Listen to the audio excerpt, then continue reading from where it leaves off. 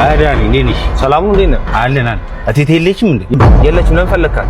ሁለተኛ እንዳታንኳኳ ብያለሁ ነበር።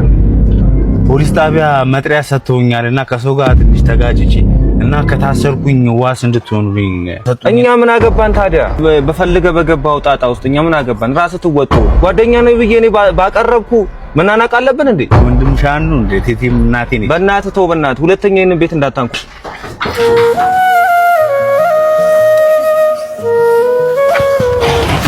ማን ነበር ያንኳኳ? ዱርዬ ቦቼ ነዋ። ተጣልቼ ምናምን ዋስኑ ምናምን መጥራት ተሰጥቶኝ ምናምን ይላል። እኛ ምን አገባን ሲጀምር? ወይ ልጄን ታሳሱት እንዴ? ትናንትና እኮ መናኸሪያ ውስጥ ለኔ ብሎ ተጣልቶ ነው ሰው ሰድቦኝ።